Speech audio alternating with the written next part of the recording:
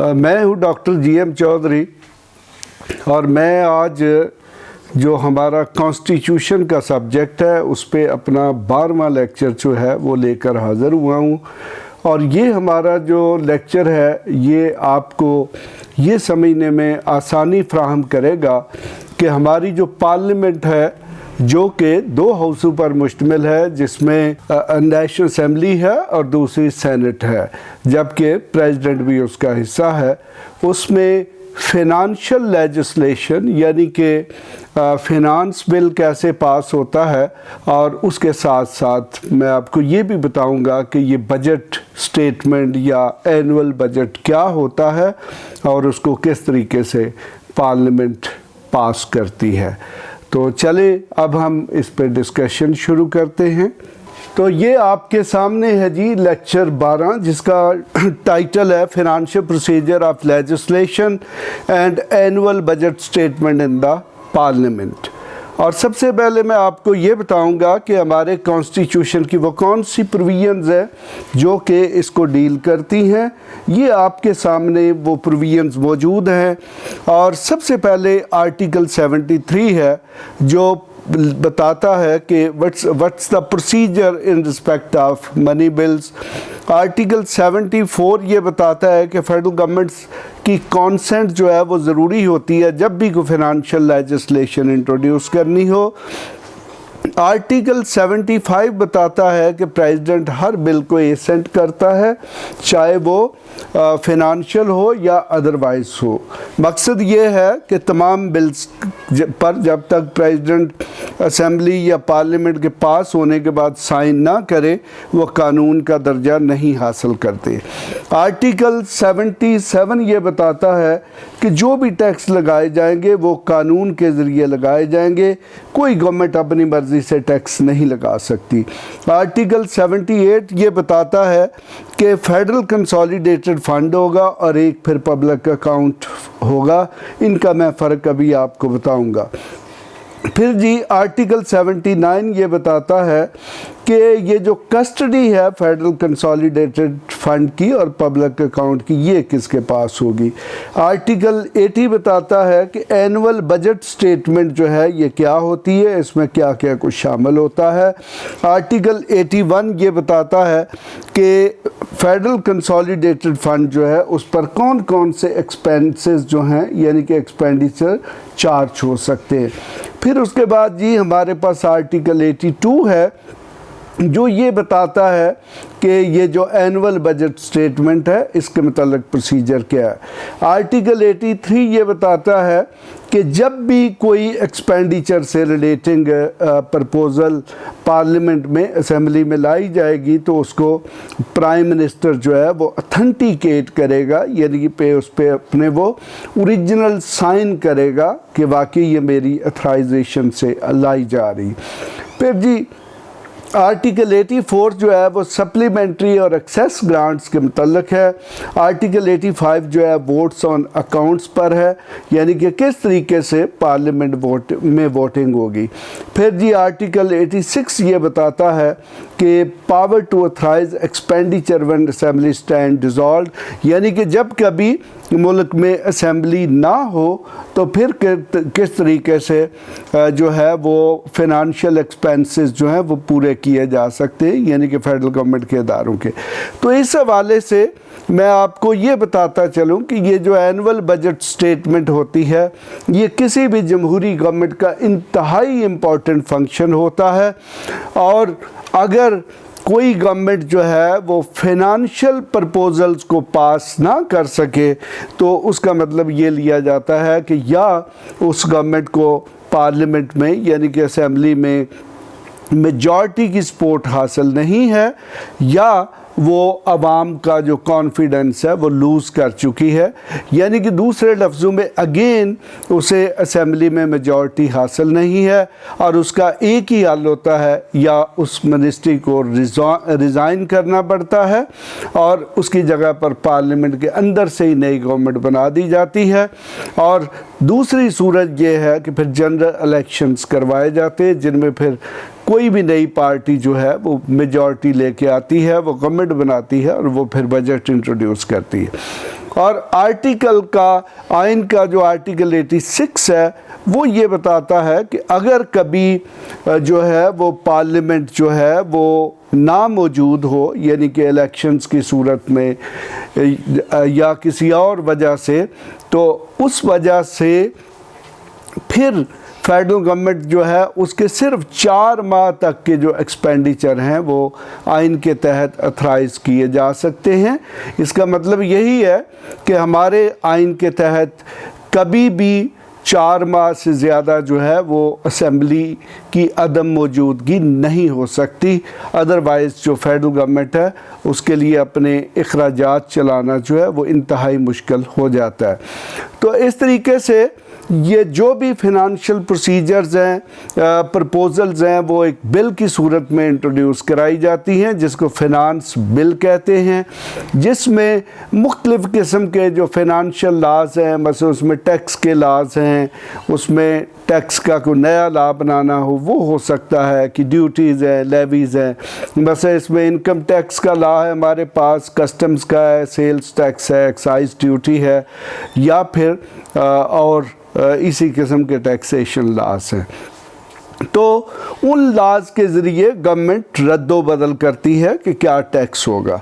फिर उसके साथ एक एनुअल बजट स्टेटमेंट होती है जो कि एक इनफैक्ट टेबल की फॉर्म में होती है, जिसमें जो हुकूमत की तमाम वजारतें, डिवीज़न, डिपार्टमेंट या मुख्तलिफ़ किस्म के अदारे हैं उनके अखराजात जो हैं उनके तखमीना जात की स्टेटमेंट्स होती हैं, जिनमें यह बताया जाता है कि किस मद में कितने पैसे खर्च किए जाएंगे। तो इस तरीके से आप पर ये बात वाज़ेह हो जाना चाहिए कि कोई भी इनकम यानी कि गवर्नमेंट का रेवेन्यू जनरेट करने के लिए ये जो फिनांस बिल है इसके ज़रिए अवाम पर टैक्स लगाए जाते हैं, और फिर उन टैक्सेस को खर्च करने के लिए ये एनुअल बजट स्टेटमेंट, जिसे आम तौर पर बजट कहा जाता है, वो पार्लियामेंट में पेश की जाती है, जिसके ज़रिए गवर्नमेंट जो है वो पार्लियामेंट से मंजूरी हासिल करती है कि हम इस अदारे को इतने पैसे दे रहे हैं। यानी कि अवाम के नुमाइंदे इस चीज़ की मंजूरी देते हैं कि अवाम पर कितना टैक्स लगाया जाएगा, और साथ साथ ही वो ये भी मंजूरी देते हैं कि ये जो टैक्स है वो किस तरीके से ख़र्च किया जाएगा। तो इस तरीके से ये जो बजट स्टेटमेंट है ये बहुत इम्पॉर्टेंट चीज़ है। इसमें ये जो बजट स्टेटमेंट होती है इसको डिटेल के साथ डील करने के लिए हमारे पास नेशनल असेंबली के rules of procedure and conduct of business in the national assembly है, जिनमें बड़ी तफसील के साथ बताया गया है कि एक एक स्टेप जो है वो कैसे होगा, यानी कि जनरल डिस्कशन कैसे होगी, ये जो अप्रोप्रिएशंस की प्रपोजल्स होंगी उन पर डिस्कशन कैसे होगी, ये जो चार्ज एक्सपेंडिचर्स है उनके मतलब क्या ट्रीटमेंट होगा, अलॉटमेंट ऑफ डेज़ कैसे होगी, यानी कि कितने दिन बजट पर डिस्कशन की जा सकती है, और उसके साथ साथ ये जो कट मोशंस हैं ये कैसे मूव की जाती है। तो कट मोशंस ये जी एक अपोजिशन के पास एक तरीका होता है जो जो गवर्नमेंट की किसी भी जो लेजिस्लेटिव या बजटरी प्रपोजल है उस पर अपना अजहार नापसंदीदगी शो करने के लिए होता है। और ये 3 किस्म की कट मोशंस होती हैं। पहली जो है उसे डिसअप्रूवल ऑफ पॉलिसी कट, दूसरी को इकोनॉमी कट, और तीसरी जो है उसको टोकन कट कहते हैं।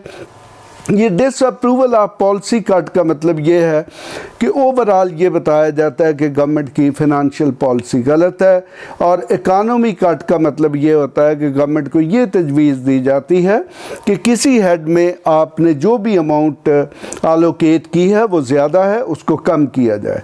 जबकि टोकन कट जो है इसका मतलब होता है कि गवर्नमेंट पर नापसंदीदगी का इजहार करना कि गवर्नमेंट जो है उसने कतई तौर पर ये जो फिनंशियल प्रपोज़ल है वो ठीक नहीं बनाई और इसको चेंज करना चाहिए।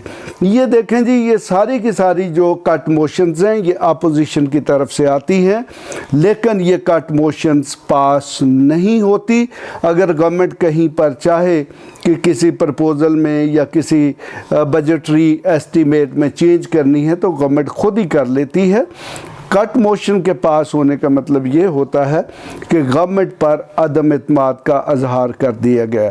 तो हमारे पास जो एस्टैब्लिश्ड डेमोक्रेसीज़ हैं, जैसे कि बरतानिया की जो डेमोक्रेसी है या पार्लियामेंट्री फॉर्म ऑफ गवर्नमेंट है, उसको हम मदर ऑफ पार्लियामेंट्स भी कहते हैं, तो उसमें अगर कट मोशन पास हो जाए तो जो भी गवर्नमेंट अब वक्त होती है वो रिज़ाइन कर देती है और नए इलेक्शंस जो हैं उनको कॉल किया जाता है।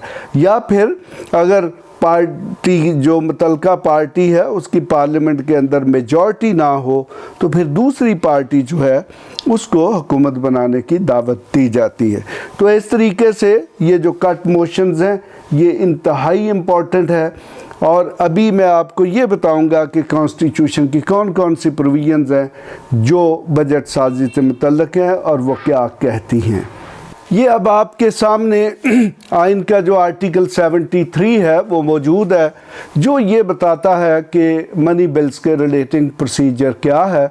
तो इसमें ये कहा गया है जी कि जो मनी बिल है ये हमेशा नेशनल असेंबली में ओरिजिनेट होगा, और इस तरीके से मनी बिल जो है ये भी बताया गया है कि उसके साथ साथ क्या होगा, उसके साथ जो है यानी कि फिनांस बिल के साथ साथ एनुअल बजट स्टेटमेंट जो है वो भी होगी। तो इस तरीके से इसमें ये कहा गया है कि ये जो भी प्रपोजल्स होंगी इनको उसके साथ ही सेनेट को ट्रांसमिट किया जाता है, जो कि 14 दिन के अंदर अंदर अपनी जो भी प्रपोजल्स हैं उनको नेशनल असेंबली को भेजेगी और फिर नेशनल असेंबली जो है उन प्रपोज़ल को कंसिडर करेगी। अगर नेशनल असेंबली चाहे तो उन रिकमेंडेशंस को वो बिल का और प्रपोजल्स का हिस्सा बना सकती है, और अगर ना चाहे तो ये बाइंडिंग रिकमेंडेशंस नहीं हैं और फिर वो अपनी मर्ज़ी से जो फिनांस बिल है और एनुअल बजट स्टेटमेंट है उसको पास कर सकती है। तो इस तरीके से ये अभी आपको मैंने पहले ये बताया था कि देखें कि ये फिनांस बिल में होता क्या है। बेसिकली ये जो मनी बिल या फिनांस बिल होता है इसमें ये चीज़ें शामिल होती हैं: the imposition, abolition, remission and alteration और regulation of any tax, the borrowing of money और the giving of any guarantee by the federal government और the amendment of the law relating to the financial obligations of that government. उसके बाद ये है, ये custody of federal consolidated के मतलब होता है और उसमें जो पैसे जमा होंगे और उनसे जो भी पैसे खर्च किए जाएंगे उनके मतलब।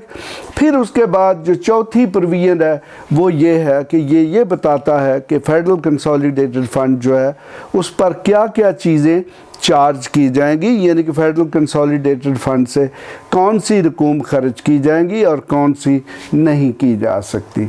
तो इस तरीके से आगे फिर इसमें जी जो भी दूसरा जो एक गवर्नमेंट का अकाउंट होता है उसे पब्लिक अकाउंट कहते हैं। इसमें जो भी गवर्नमेंट की इनकम है वो सारी की सारी इस अकाउंट में आती है।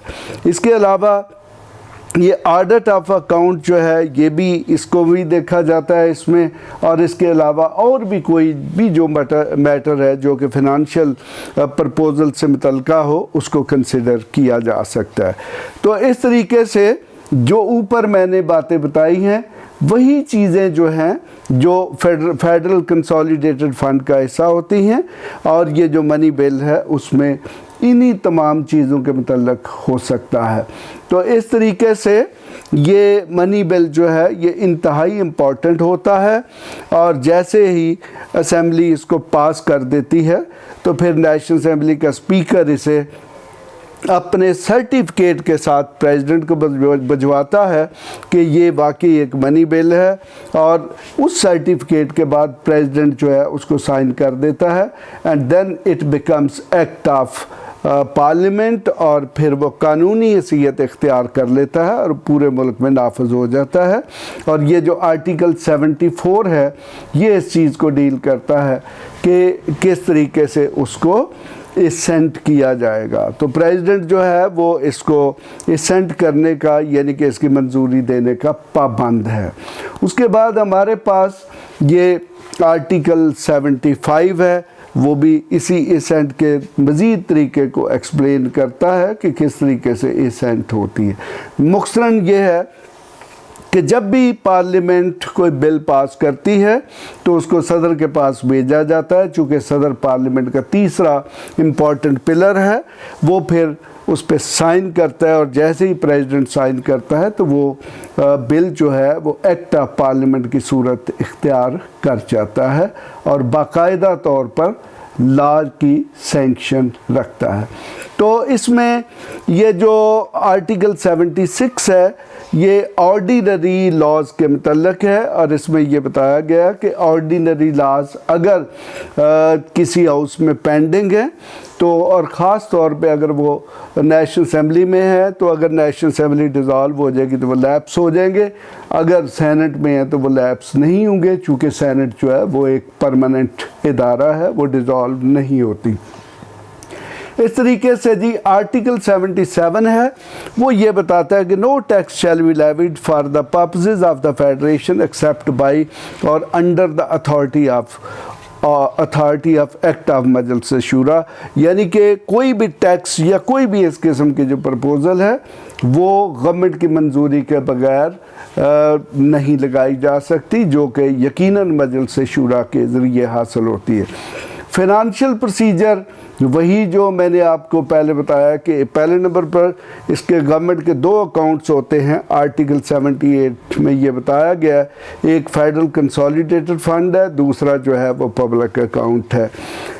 फेडरल कंसोलिडेटेड फंड जो है जी उसमें ये देखें कि ये उसकी कंपोजिशन है कि all other monies received by or on behalf of the federal government or received by or deposited with the Supreme Court or any other court established under the authority of federation, then shall be the credit to the public account। यानी कि ये दो amounts हैं, दो किस्म की amounts जो कि पब्लिक अकाउंट में जाती हैं, बाकी फेडरल गवर्नमेंट की जितनी भी रिसीट्स होती हैं वो सारी की सारी फेडरल कंसोलिडेटेड फंड में जाती हैं। फेडरल कंसोलिडेटेड फंड और पब्लिक अकाउंट की जो कस्टडी है ये फेडरल गवर्नमेंट के पास होती है, और वो मजलिस शूरा की मर्ज़ी से इसमें से इखराजात कर सकती है। एनुअल बजट स्टेटमेंट जैसा कि मैं पहले ज़िक्र कर चुका हूँ, ये बेसिकली वो स्टेटमेंट होती है टैबुलेटेड फॉर्म में जिसमें फेडरल गवर्नमेंट के मुख्तलिफ अदारे, मिनिस्ट्रीज़, डिवीज़न, वजारतें जो हैं उनके अखराजात की तफसील दी जाती है। यानी कि अगर आप ये देखें तो the annual budget statement shall show separately the sums required to meet expenditure described by the constitution as expenditure charged upon the federal consolidated fund and the sums required to meet other expenditure proposed to be made from the federal consolidated fund and shall distinguish expenditure on revenue account from other expenditure।